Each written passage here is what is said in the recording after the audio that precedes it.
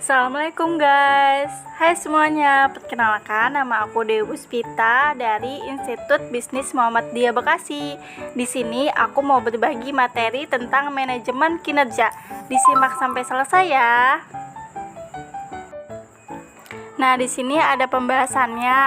Yang ke satu, pengertian manajemen kinerja. Yang kedua, tujuan manajemen kinerja. Yang ketiga, fungsi manajemen kinerja. Yang keempat, indikator manajemen kinerja. Dan yang kelima, ada faktor yang mempengaruhi kinerja. Nah, yang ke satu ada pengertian manajemen kinerja.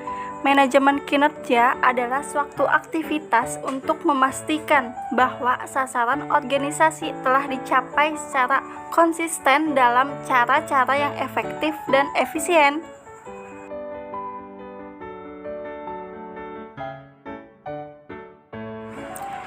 Yang kedua ialah tujuan manajemen kinerja. Tujuannya untuk menciptakan budaya para individu dan kelompok dalam memikul tanggung jawab bagi usaha peningkatan proses kerja dan kemampuan yang berkesinambungan. Selanjutnya, pembahasan yang ketiga, yaitu fungsi manajemen kinerja.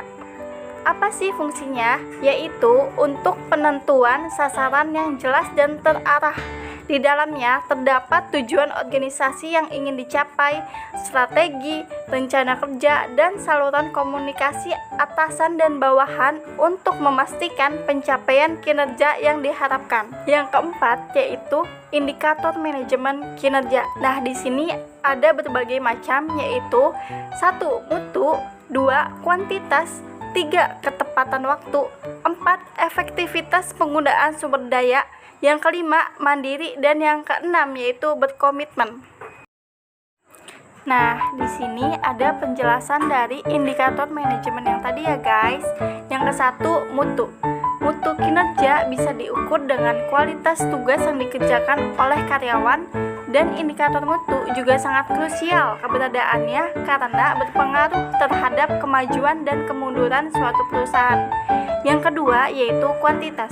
Kuantitas adalah jumlah pekerjaan yang karyawan hasilkan, dan jumlah pekerjaan tersebut bisa dinilai dengan target saat perencanaan deskripsi pekerjaan.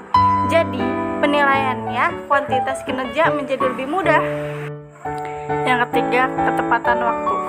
Ketepatan waktu adalah hal yang juga krusial dalam pekerjaan karena berkaitan dengan target pekerjaan. Yang keempat, efektivitas penggunaan sumber daya. Apabila karyawan dalam sebuah perusahaan efektif menggunakan sumber daya manusia seperti uang, tenaga, teknologi, dan bahan baku, maka hasil kerja akan menjadi semakin baik. Oleh karena itu, penggunaan sumber daya yang efektif termasuk ke dalam perencanaan SDM demi meningkatkan kinerja karyawan dalam mencapai tujuan perusahaan.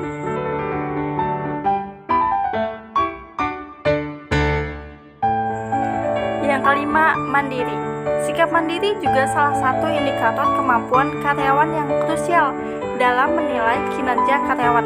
Meskipun kemandirian karyawan penting, bukan berarti harus menghilangkan kemampuan bekerja dalam tim yang baik ya guys. Dan yang terakhir yaitu berkomitmen. Berkomitmen adalah indikator yang juga penting karena bisa menentukan motivasi karyawan dalam bekerja. Nah, di sini kita udah di pembahasan yang terakhir ya guys, yaitu yang kelima, faktor manajemen kinerja. Di antaranya adalah 1. Tempat kerja, 2. Lingkungan kerja, 3. Job desk pekerjaan, 4. Tanggung jawab, 5. Visi dan misi perusahaan, 6. Budaya organisasi, 7. Sistem komunikasi, yang ke-8 ialah kinerja pimpinan. Terima kasih ya guys sudah menonton video